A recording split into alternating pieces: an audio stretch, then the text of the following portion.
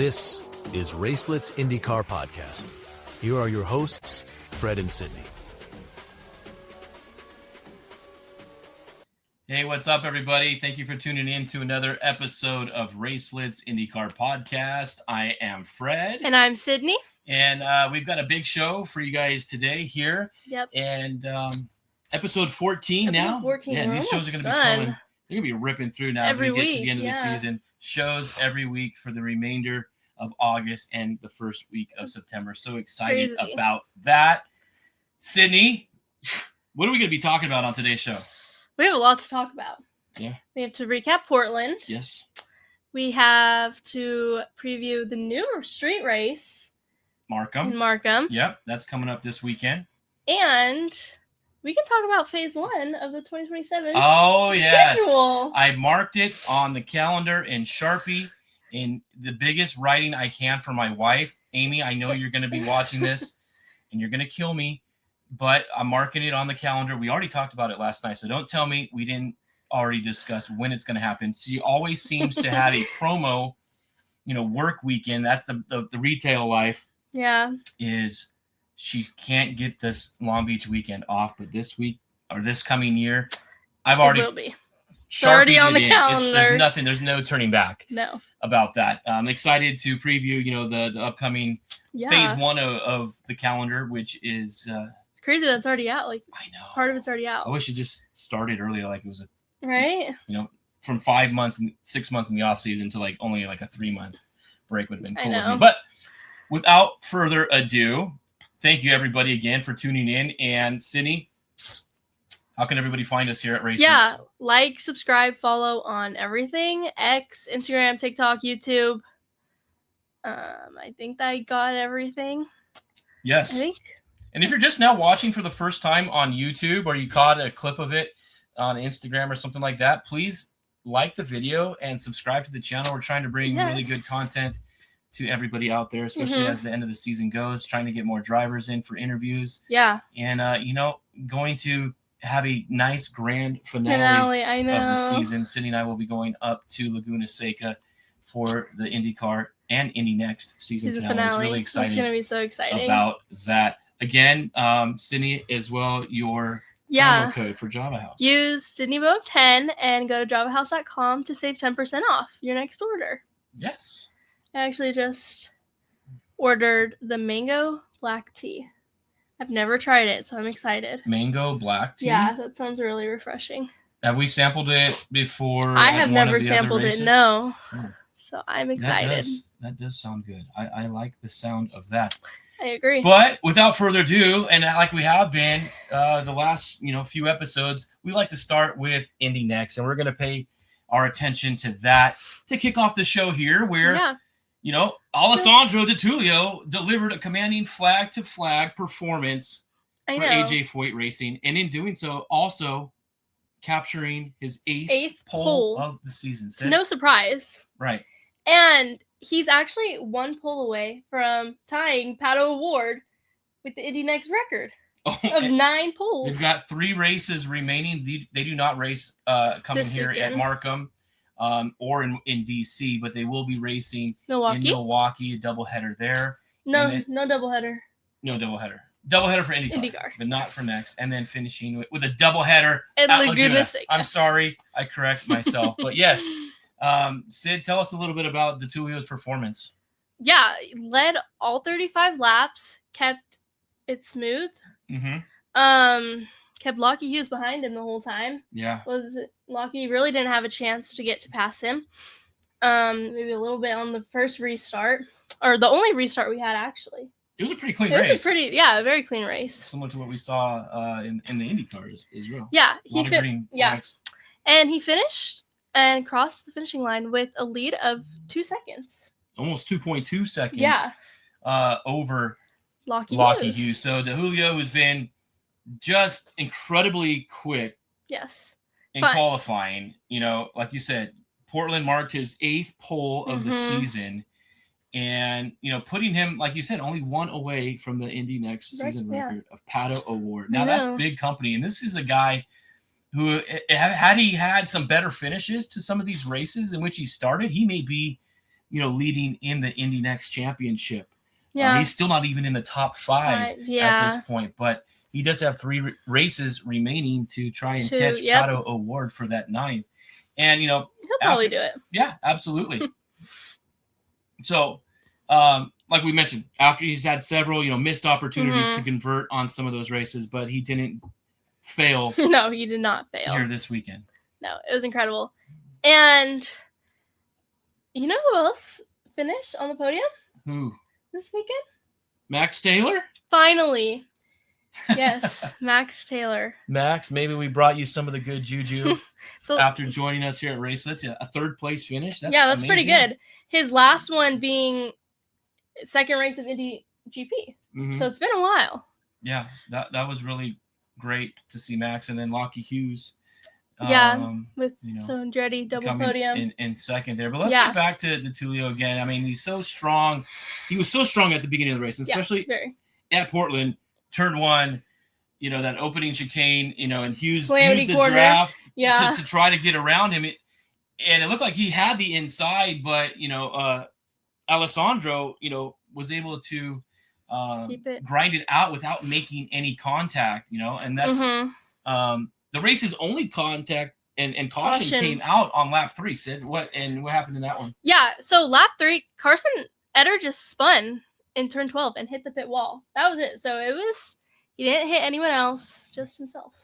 And that kind of erased, de Tullio's early advantage that he had gotten out to, forcing a restart on lap 5. Yeah. Let's also we didn't have any more cautions, but we did have a lot of contact. Yes. During this race. Contact on the track as they were racing, and then again in the pits after. And then again in the pits, yeah. So Miles Rowe and Jack Beaton had kind of just been alongside each other the whole race, bumping each other.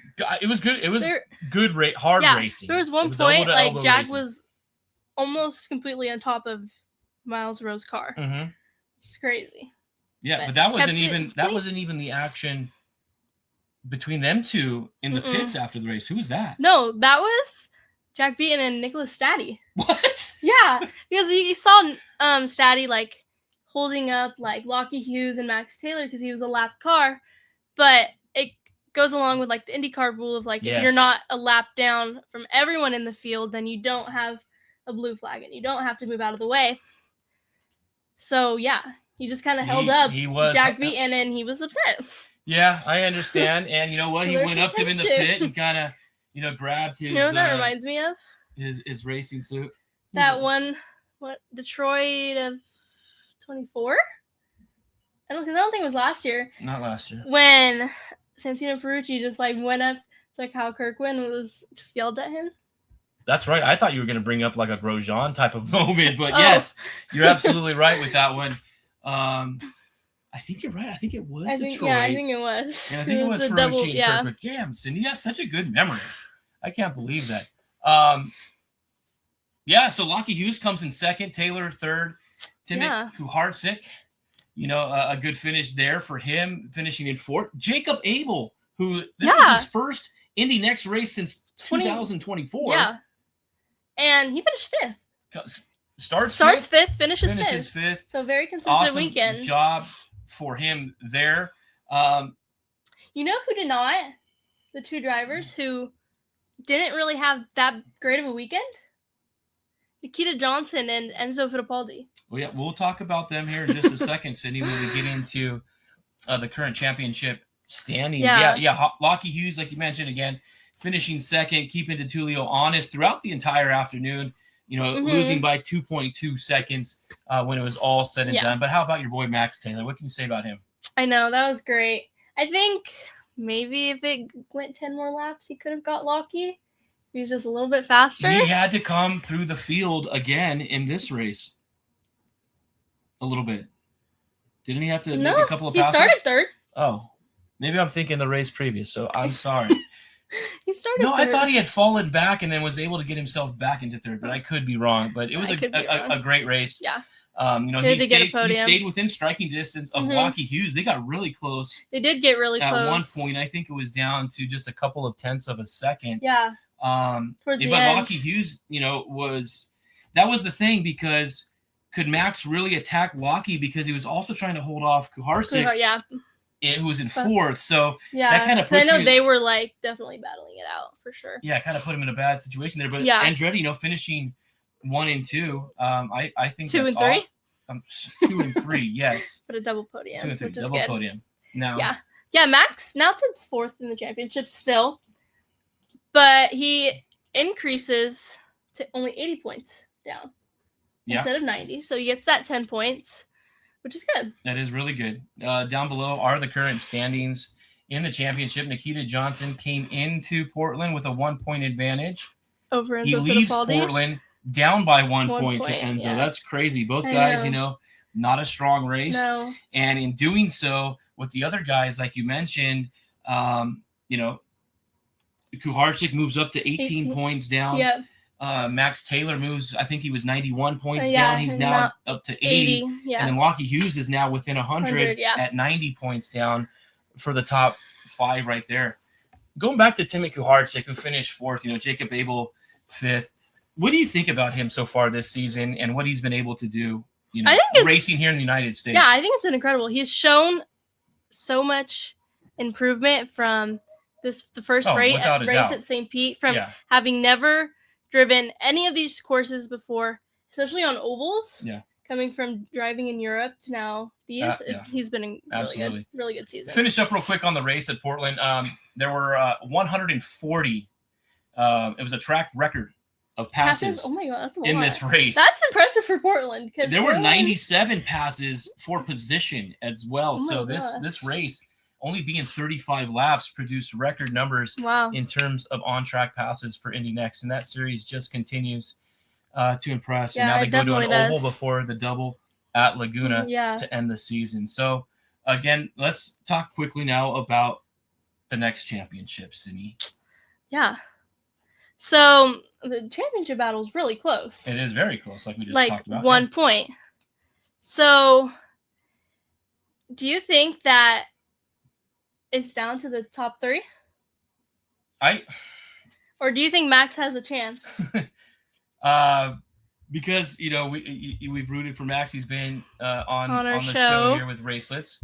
I want to say he is still in it, but I think realistically it's down to the top 3. Yeah, Kuharczyk, down by less than 20 points now, has put himself back into this. And when it comes to an oval track, anything could happen. So we just saw Matteo Nannini dominate the last oval. Nashville. That was race. We didn't expect that out of him. So anything could happen. And again, if you get caught up in traffic or get caught in an accident and you're one of the leaders, then those guys who are behind, if they could capitalize, not necessarily get a podium, but finish a few spots higher, you can dig into that championship lead right there. Max Taylor,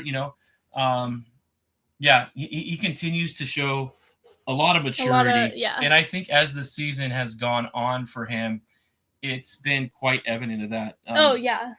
Obviously the amazing race in Arlington, right? I know, where he won for the first Then he had a couple of setback races where, the restarts may have done him in and it fell back, from his starting position a little bit. But the last, I would say 3-4 races, solid performances by Max. And he's learning how to fight his way through the field, as well as compete for the lead, as well as holding off on defense. I think he's putting the entire package together. And when you talk about, if you were to ask somebody at Andretti how his improvement has gone throughout the season, they'd say nothing but good things. Yeah, I would think that. And I think he has 8 top 5s this season and 10 top 10s. So incredible. Yep. So, I think Max could still be in it. Lockie Hughes, 90 points out. Anything could go. He can make it, I think it really comes down to the top 3. Yeah, I think so. Then we'll see what figure out what happens. Only 3 races to go. And this championship is so close that it probably won't be clinched. It probably won't be decided until race 2 at Laguna Seca. That would be amazing if that happened. So that would be amazing. Just have to wait and see. Again, that series returns to Milwaukee August 30th before the doubleheader. And we're doing it on Saturday, September 5th, and then Sunday, the 6th. The 6th. Yeah. Oval, 2 road courses.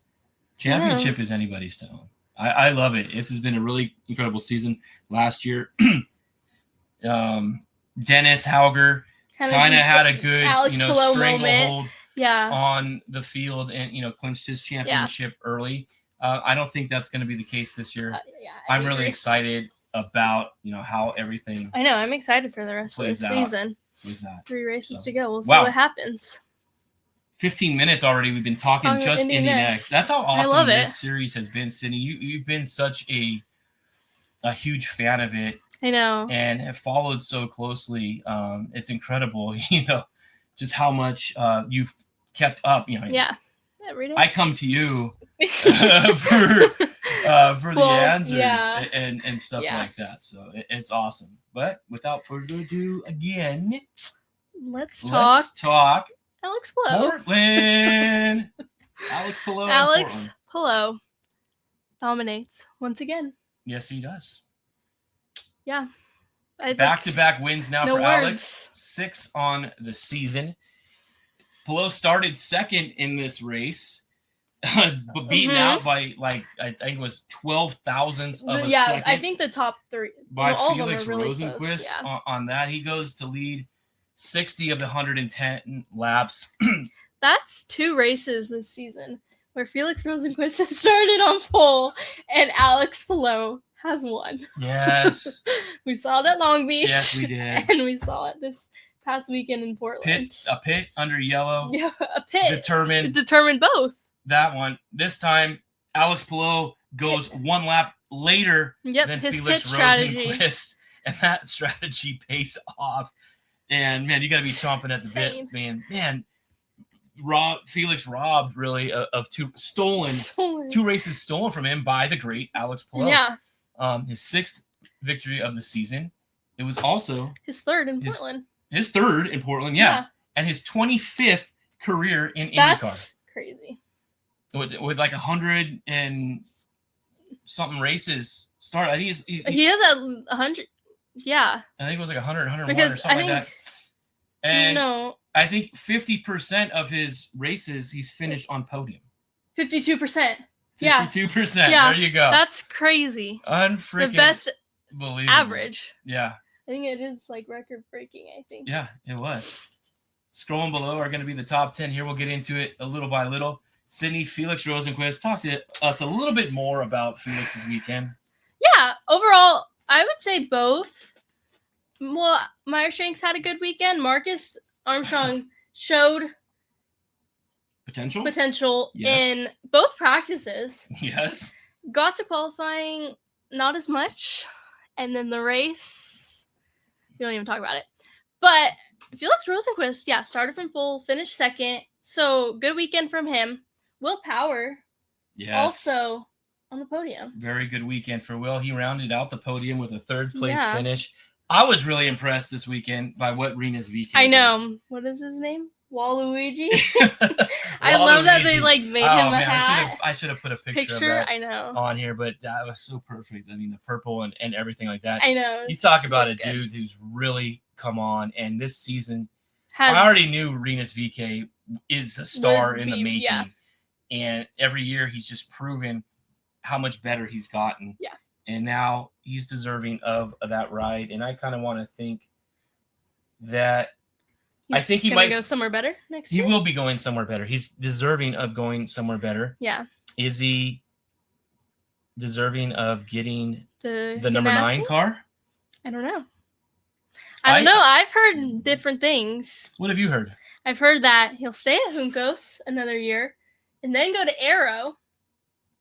Or maybe he'll go to the MSR spot, give it a year, and then go to Ganassi.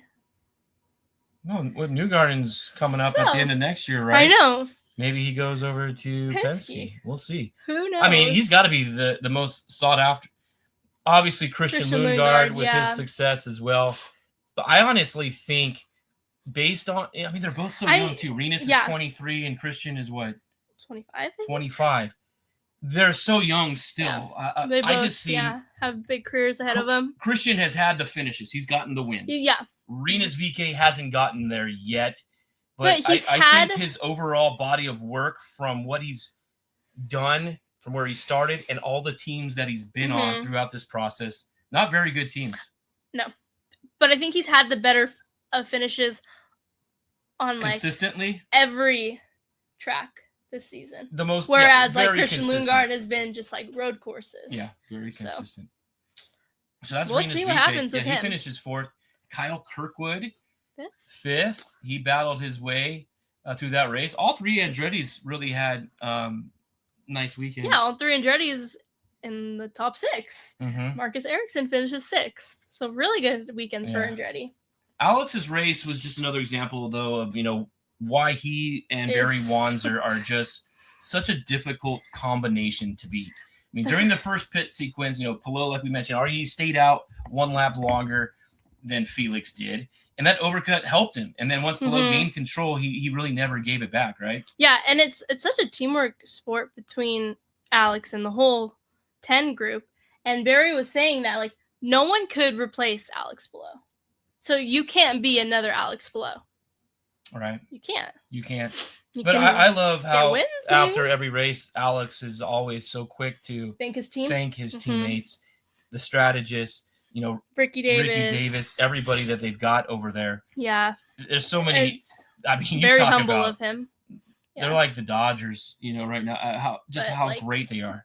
You can't hate him with everything. No, no, absolutely not at all. Power, man, another good race for him. He's come on after a shaky start to the season. For Andretti. It's good. He's always had great success in Portland. He won last year, so it was good to be on the podium. Yeah.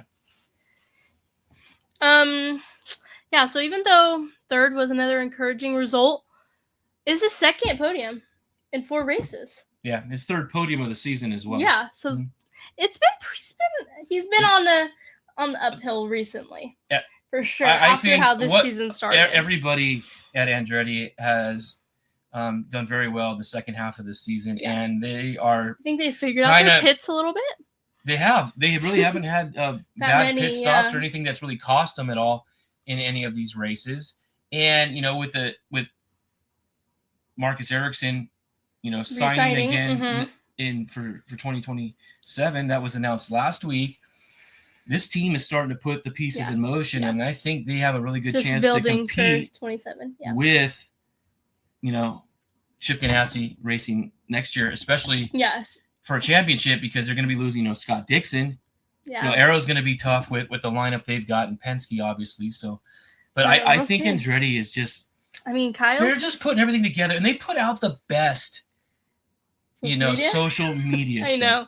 When your mom is sending me, TikToks and stuff about Andretti, I'm like, they're fucking hilarious, aren't they? I mean, they're just to see. I mean, Will Power's personality alone, and they all bring out each other's personality. This is stuff when he was at Penske that I think they were like the Yankees. Yeah, hide it. And really by the book. You can't have a beer, but and.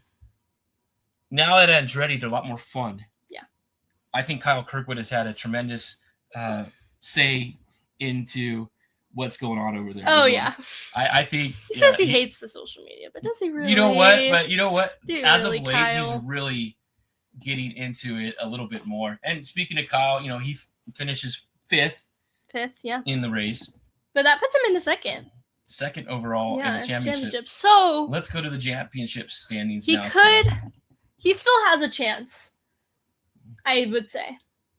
Okay. To be Alex. There's still 5 races. He is 110 points down now. So it definitely has stretched more. But where are we going for our next 2 races? A street course. An unknown. 2 unknown. And who won the unknown street course already? Kyle Kirkwood. Man, you are so good. So. You are very good. See, you heard it right here. Kyle, she's calling it for you right here. You got to deliver. Come on. Now is the opportunity. Lock it in, right? Come on. Marcus finishes 6th, giving an entry to those 3 cars in the top 6. I had a really good weekend fantasy-wise. My team did really well. I don't think I did. I did have Ericsson up there. I had Venus up there. Renus VK up there. I tease and call you Venus on purpose during race days just to mess with you. I know, it is. The guy who really impressed me this week, he started 25th, ended with a top 10, was Christian Lundgaard. I know. And he's definitely shown that he can work his way up the field. Yeah, he's won from the back of the field. Mid-Ohio, Road America? Yes. Whatever one, he didn't start from the back of the field, but, after lap 1, he was in the back. After that, dust up with Dixon and getting into the grass.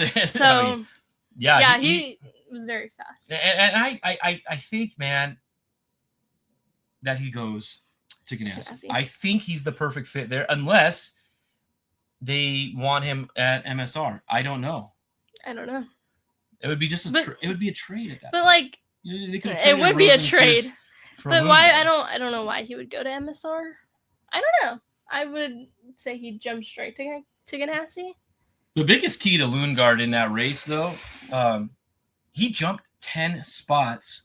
Yeah, biggest mover. I think. In the first few laps of that race. Yeah. So he was already on the move, starting 25th, and said we talked about only one caution in the IndyNXT race. There was only one caution in this race as well. It's just Graham Rahal got a little dirty, didn't require a safety crew or anything like that. There was no damage on track. I think it was only a two. It was a quick yellow, I think. Yeah. But yeah, I feel like Penske's in general didn't have a good weekend. But I think 2 top 10s with McLaughlin and okay. Well, never mind. Newgarden getting in there. Daniel Lucas, I don't know. He definitely had a tougher weekend. What it was. Yeah, I feel like this was one of the roughest weekends we've seen him have. Well, he had to drop 6 spots. Yeah, he had the penalty for the engine change. Yeah, and then he qualified 9th, ended up starting 15th. Yeah, and then he worked his way up a little bit. He ended up finishing 12th, but he had a penalty given during the race for blocking Alexander Rossi, and so he had to give up 2 positions. So, yeah. Yeah. But he ended up finishing 2nd, but now obviously Kyle had the better results, so he's dropped. He's dropped to 3rd now in the championship. 118 down. So 118. Still close to Kyle. Alex had an 87-point lead coming into Portland. Yeah. And during the middle of the race. No, in the beginning of the race. Before the race even started. I'm taking credit for this one. Before the race even started, you called it and you're like, oh, he's going to have a 110-point lead by the end of this. And then the race starts, and when he's in 2nd, it's like 106. And then as soon as he takes the lead, they show championship standing as it is, and he's 110 points ahead. Good. And actually, every once in a while, I kind of come off like I know what I'm talking about for a little bit. Crazy. But 5 races to go now in the season, Sydney. It really comes down to Alex, right? I mean, leading Kirkwood by 110. I think Kyle has a chance. I think he just needs to win. Lundgaard had, I think his chance. Yeah, I think. Come, Yeah. Last year, though, Alex wins at Laguna Seca and Christian comes in 2nd. Yeah, but I don't know. I don't think that Christian will be able to come up from 4th. No. Place in the championship. So, with that being said, okay, Alex Palou will then be a 5-time IndyCar champion and 4 to back in a row. That's crazy. Safe to say. Yeah. I'm like. There's a good chance that's gonna happen. Yeah, I hope that's insane. That he clinches it at Laguna. Please don't clinch it. Don't clinch it at the Milwaukee race or something like that. And then we end up celebrating. Just wait one more. Just Come on. Just win that one and make that one be your 9th win of the season, too. I know. You're sitting at 6. So close to having 9 wins. Last year. Yeah. He didn't get it. He was at 8. He can get it this year. He can get 8 again with 5 races remaining. That means he only needs to win 2 to tie 8 wins that he had last year. Yeah. And he can win if he wins 3. Last year, though, it seemed like his wins were more in clumped. bunches. Like, I think he had 5 out of the first 6 of the season and stuff like that. But, I mean, 2 in a row now. And then the one thing, going into Markham is it's a new track for everybody. You've only had a little bit of sim work. Yeah. And we'll see what happens. But yeah, you really need to, you won't know anything until you've done track walking. I know. You've seen the cracks and the curves and the bumps and all that. So, if Alex completes the 4-peat, that he would join Sebastian Bourdais as the only other driver to win 4 consecutive IndyCar championships. That's crazy. You didn't even really get to see no. Sebastian in his prime. But I'm watching you saw him Alex at the later part of his career. He was so good. Yeah. He was so good. And I think, no disrespect to Seabass, but look at Alex. I think Alex is just, that much. Yeah. In my opinion, I've said it before. He could be the greatest of all time. I mean, I know. To do what you're doing at this stage of the game with how competitive racing is, it's nuts. And he doesn't take it lightly. Every single win surprises him. Either that or he just plays it off. That too. He comes in wanting to win. Obviously, expecting to win every race. But no, he's very good. He knows there's no easy race. Give me real quick before we move on to previewing Markham. Okay. Give me a takeaway from, Portland, Indy or IndyNXT. Okay. That we didn't talk about so far. Well, it's not that we talked about it, and it goes for both races. But I think overall, I don't want to say boring, but it was a pretty chill weekend. Portland. It's a chill town, man. It is. And, there's not a lot of passes, and you can't. It's very technical. Turn 1 was actually not bad. Yeah, Calamity Corner was not what during the race. Yeah. A lot of green racing. IndyNXT had a lot of the passes and stuff like that. I didn't really get the numbers of what the IndyCar produced, but I agree with that. Yeah. My takeaway, my highlight that we didn't talk about is Dennis Hauger getting his first top 12, his first fast 12 of the season. You're right. He was so excited to get that first. I know his fast 12 cheer in the car was so sweet. Oh, I forgot about that. Yeah, that was awesome. I'm very happy to see that with him. He's had a really he's had an interesting season. Good season so far. Yeah. It's been interesting, maybe he hasn't had all that great many results, but he's still leading the rookie championship by 20 or 30 points. Yeah, so, he's been leading that. He seems pretty good for the rest of the season. So. All right, you want to get us started with what to expect for this week? I don't even know what to expect for this week, to be honest with you. Toronto was not one of my favorite tracks. So I'm kind of happy we're gone. I think it was just so rough, especially the last corner when you're you can go in the pits or you turn You're not a fan of the double pits. Well, that's a Detroit, but I'm talking about the old track. Toronto wasn't my favorite. So now I'm interested. We have a hairpin, which is exciting. Yeah, I wanted to pull an image up on here. I didn't do that, but it's a cool little track. I hope it produces some really good racing. Yeah. It is a double pit, like you said. So Detroit. Yeah, We'll see. It's moved on from Exhibition Place, where it used to be in Toronto. Giffen Simpson, his best career IndyCar finish last year was a third place at Toronto, and I got to talk with Kiffin just for a brief moment yesterday in an interview, and I hoping he can maybe keep that momentum. I know he's had a good season too. 6 top 10 finishes for Kiffin Simpson. Let's talk about him real quick.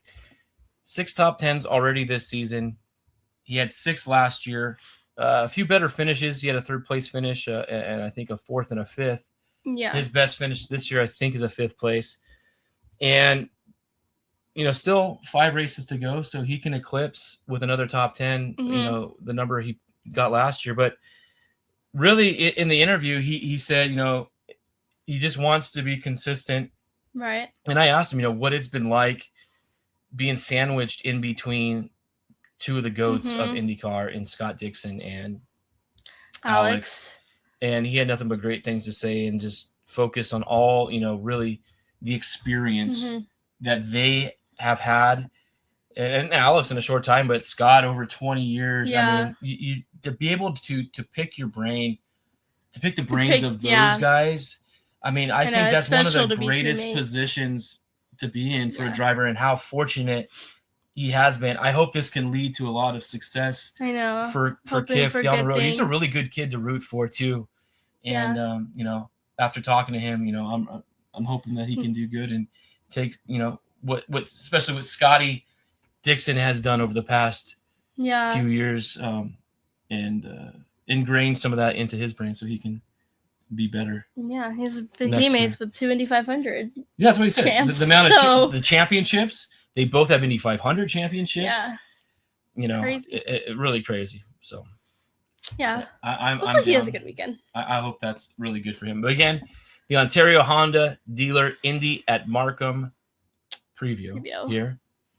That's a lot of words again. They should just abbreviate these things or something like that. But yeah. 2.19 miles in length, like you said, Sydney. 12 turns. How many laps is it? Double-sided pits, 90 laps.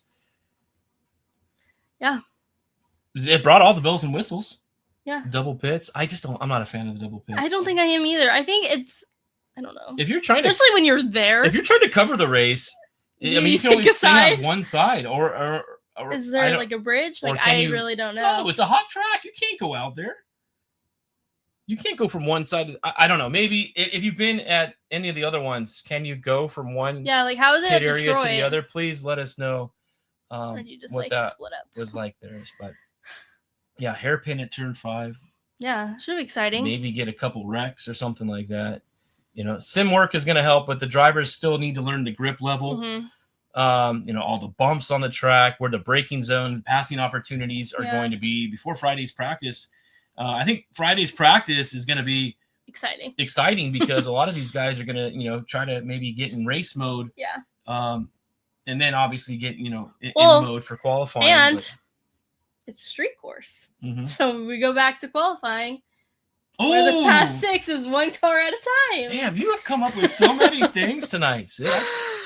Yes. So qualifying is huge. Where you finish in the top 6 is big because that is your order in the selection process of where you want to start in that fast 6 for the pole position. Damn. Yeah. That's awesome. Yeah, 90 race laps.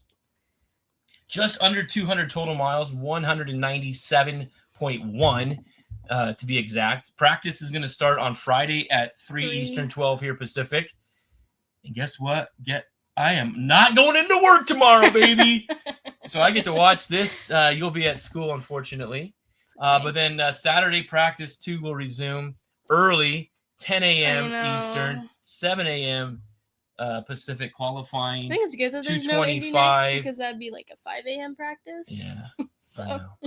And the race is at noon Eastern on Sunday, 9 o'clock here, but that's not a big deal. We're going to do the whole breakfast thing. Question is am I going to make what I made last week, which was my last Sunday was my birthday. Oh my goodness. Go ahead. No, do you talk about your birthday gift? I just want to say thank you to you, Sydney, for putting this together. You're welcome. We're sitting at the dinner table not long after the race ended, maybe an hour after. Not even that. It was just after. It was like an hour. Maybe an hour after the race. Okay. And she starts busting up at the dinner table. And she's like, oh, my God. And I'm like, what, Sydney? And she hands me her cell phone.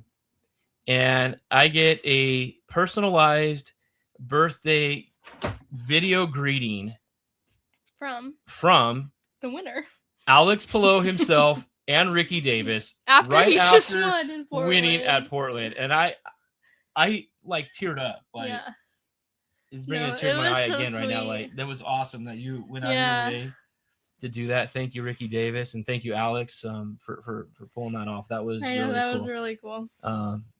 Yeah, that was really cool. And looking forward to seeing you guys again at the end of the season at Laguna. Yes. But one major thing, you want to watch when going into Markham too, Sid, is turn one. Yeah. Turn ones can create, so much uncertainty, I think, too. So drivers, won't have the years of experience, telling them how much room they're going to need with the whole field out there. So that's going to be a lot of fun, too. I know. Like, do you want to start? Like, and you don't know, like, what this track is going to be like. So you really want to go for pole because... Oh, yeah. You have no idea what the evolution of the track is going to be. In how the labs, great what the temperature is going to be. Yeah, passing will be. Yeah. Yeah. So temporary, street circuits like this normally gain grip, as the rubber builds throughout the entire weekend. So qualifying in the sims are the times are going to be super critical. And, to your point, and they're not the only cars on track this weekend here in Markham. Who else is? We racing? have USF Pro 2000 and 2000 racing here. So they have to go through this whole challenge. Yeah, figuring they're out this new. They usually have a couple of races every weekend, so there'll be plenty of rubber being laid down on this track. And as while we're on the topic of USF 2000, congrats to Oliver Weldon. I know, his first two victories in the USF 2000 series, winning both races over the weekend. Yeah, winning both races. He was also on pole for both of them. Yeah. So it was great for him. Ryan Janetta, big props to you too, kid. Finishing P3 third in race the first one. race Yeah, there. that was great. That was awesome. Sent a nice text to you and your dad congratulating you. We watched that race.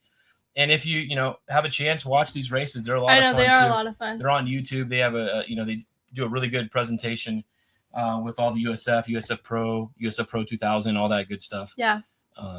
Over there on the YouTube channel. So, yeah. Favorites coming into this race, Sid. We got to start talking. Who do you think is going to win? Okay, obviously Alex Palou. He's already won 3 street courses this year. Yeah. He's won in St. Pete, he's won in Long Beach, and he's won in Detroit. He has. So obviously he just came off the win in Portland. So he has the momentum, and he's going to carry it with him. Okay. So, like you said too, I like Kyle Kirkwood's chances. I think he's going to be a serious threat to challenge Alex. 6 of his IndyCar victories have come on street circuits. So, and he was on the podium. The street circuit surgeon, or this. What is? I can't think of what the name is right now. Kyle's very good, and he's finished. He has a first place, 2 fourths, and a second in the 4 street races this season. So. He's definitely going to be up there challenging. What do you think about maybe Andretti? Yeah, I think Andretti overall will have a good weekend. They're going to carry the momentum from all 3 being in the top 6. Yeah. And I think I'm excited to see what Will Power does. He's been strong in Toronto. Yeah, he's won in Toronto twice. This isn't in Toronto, but still. Another Canadian street. I think another eye to keep over there at Andretti is Marcus Ericsson. Can he continue how well he's raced into this new race? I hope he's so. shown that he's been strong. He's been very promising this season. In the recent weeks. Can't overlook, the number 9 car in Scott Dixon. Dixon's won 4 times on street courses in Toronto. We keep bringing up Toronto, but this is Markham, guys. So I know, but it's different. Just the last. And nobody's really better at adapting to changing conditions or the unpredictability that a racetrack is going to have in Scott Dixon. But apparently, since Dixon has already signed with Arrow, he wasn't allowed to. Yeah, his sim chances were like limited because he's switching to a new car from Honda to Chevy. Yeah, so we'll see what happens. That could have a lot to do with it, but I think Scott's just his experience again. That's the key word. Experience is going to be what I think propels him to have a pretty good weekend. And then we talk about the two McLaren cars. Palou, he won the last race in Portland last year. Portland. I'm sorry, in Toronto. Toronto last year. Yeah. Christian Lundgaard has also won in Canada. Yeah. In north of the border has been pretty good to a lot of these guys. Mustache. Yeah. So, yeah. Yeah. I'm excited to see. I think someone we really need to be on the lookout for again this weekend is Rinus VeeKay. Because he finished on the podium last year. He did. In Toronto. He did. And he's had a very good season. Obviously coming off of the 4th place in Portland. I'm really hoping that I hope so he can get a podium this I remember weekend. I remember that 3rd place finish. And I then know when that. we saw Rinus at Laguna, complimented him on that. And, he was really happy about, that finish that he had. Really good dude. Yeah. I mean, Mom just loves him for his looks. I mean, definitely the most handsome man out there. I'm not going to lie. The dude. But such a nice guy. I love Rinus. A great family as well. His dad is always fun. I know. And to talk to. Such a nice family. Yeah. Felix Rosenquist. Can't forget him. No. He's been very good, qualifying. He's 2 poles, 2 podiums at 2nd place this year. He has 8 top 5 finishes this year, right? Oh, wow. In the last 7 races. 5 top 8 finishes. 5 top 8 finishes. In the last 7 races, which is really good. Can they just give Marcus Armstrong an engine that won't fail him, please? This makes me so sad every weekend. How many back-to-back weekends is this? He's had his heart ripped out from him 5? From Indy on this point. From the Indy 500 final lap to this point, I think Marcus Armstrong has had.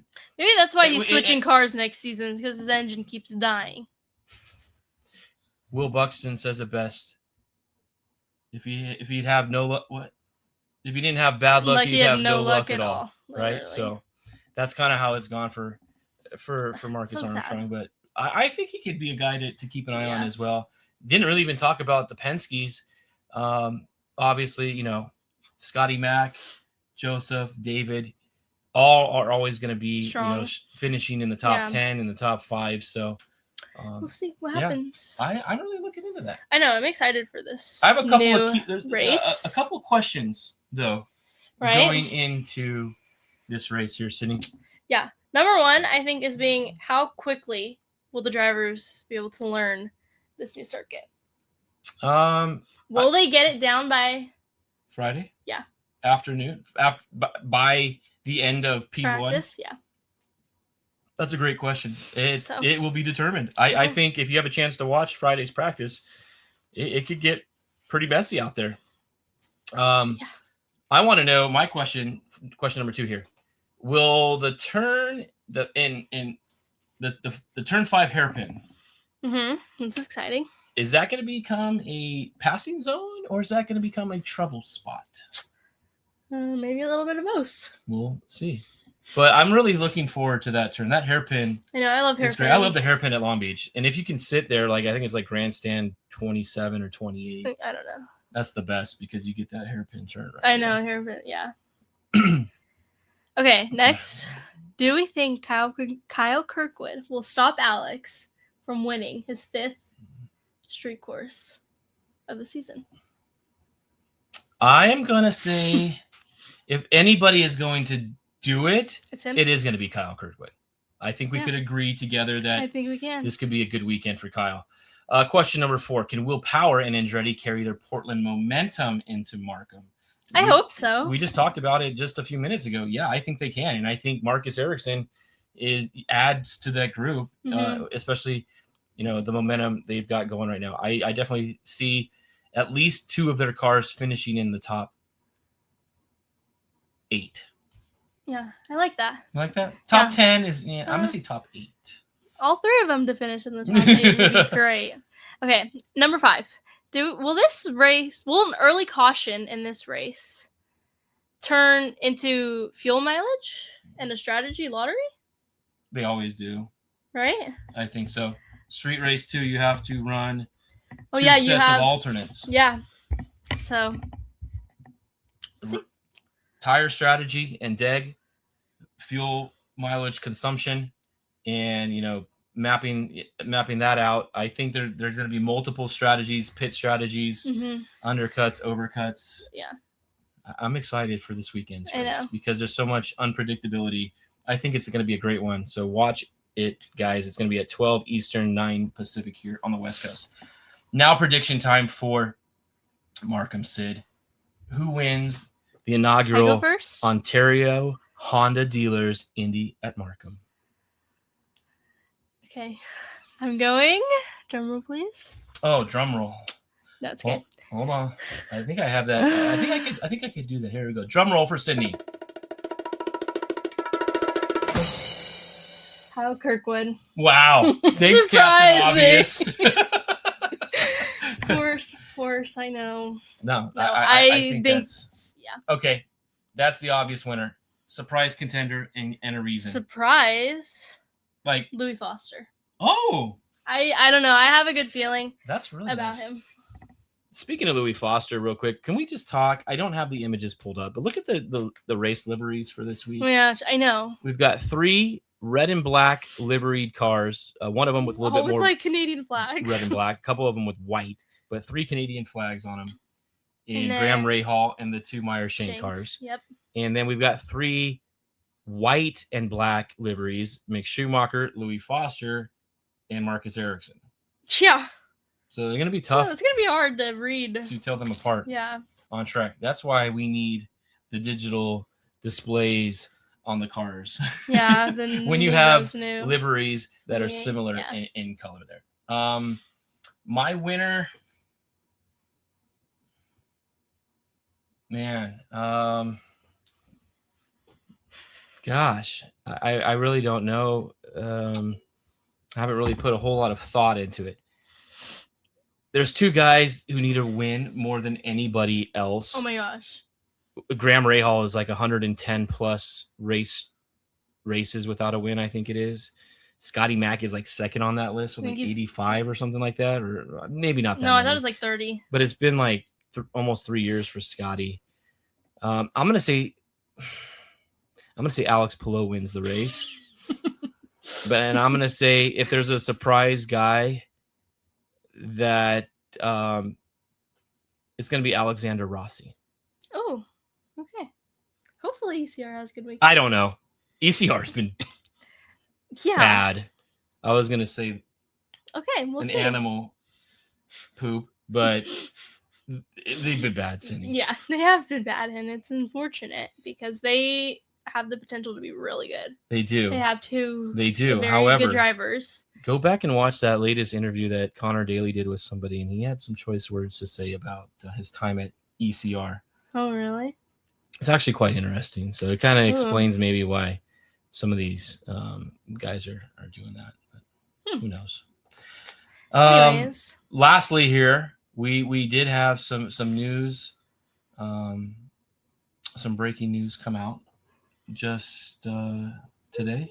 Or yesterday? Not really like breaking news. It's not breaking news, but phase 1 of the 2027 schedule has been released, Sydney. Why did it come out in phases? Just because we're still not done with this second half of the season? Well, yeah, maybe there's still some contracts and negotiations or something like that. Maybe they're going to be doing Washington again, right? The DC race? Only one time? Mm-hmm. Okay. So I think it's going back to 17 next year. Well, maybe they are gonna come back with somebody for an 18th. So we don't know. Maybe they're still finalizing. And I don't know. That maybe they're gonna change. Markham's already confirmed, right? I believe so. Yeah. Maybe they go back to Nashville for the finale. I hope not. I don't know. I don't know. Anyway, I want to see how this season finale is at Laguna. I think it's a challenging. I think it's been there. It's been there before. Yeah. So. But we'll see. I don't know. But the first few races are out right there. The Indy 500 this year is going to be on May 30th. The 111th. That's crazy. Indy 500. Maybe this is the year that we can get out there. And it's a lucky number, yeah. It is. We'll see. We'll see about that. But pretty much everything, we have no new races in this. Everything's the same. Phoenix is back in early March. Actually, St. Pete is later, a little bit later this year. It's like a week later. Yeah. It's March 7th instead of like the first weekend. I think that's where the first weekend falls is Sunday the 7th there. But really excited. We're already talking about 2027 season, and we still have 5 races to go in this season. It's crazy that Barber again next year is ahead of Long Beach. Mm-hmm. So, but not that's fine with as me. many. I like Long Beach in the later half of April. It's like the 5th race, right? 4th or 5th race of the season. 4th, I think it is. Yeah. Long Beach is the 5th. 5th race. It used to be like the 2nd or 3rd. Yeah, I hated how it was always, that early. Well, 2 years ago it was the 3rd because they went thermal. Long Beach. So crazy. Yeah. So, hey, that's gonna do it for us here at Racelets tonight. I think we talked a lot. IndyNXT, a lot of cover there. Their championship is going to be great, but they have a few weeks off now before they return to action on August 30th. Portland covered that for Indy, the championship, previewing Markham, the schedule here. We gave our race predictions, our dark horses, as you can say here. I'm just really, hoping that, it's a safe race for everybody. Yeah. I think it's going to be kind of hectic at sometimes. What? Never mind. I don't remember the race. No? Well, anyways. Well, that's going to do it for us here at Racelets IndyCar podcast tonight.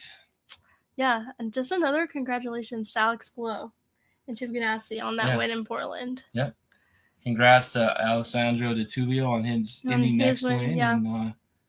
And, really interested to see how that goes. 12 corners of insane racing here at Markham this weekend. I don't know what the weather's like. I just hope it's not like rain or anything like that. So, a new track, trying to lay down the rubber and it rains, that could just be disastrous. But we'll see. Yeah. Remember to like, subscribe, follow us on everything. Instagram, TikTok, YouTube, X. Yeah. That's it. Well, thank you again, guys, for tuning in. That's going to do it for us. I'm Fred. And I'm Sydney. And you guys have tuned into another episode of Racelets IndyCar Podcast. Thanks so much for listening, watching. We'll catch you all next time.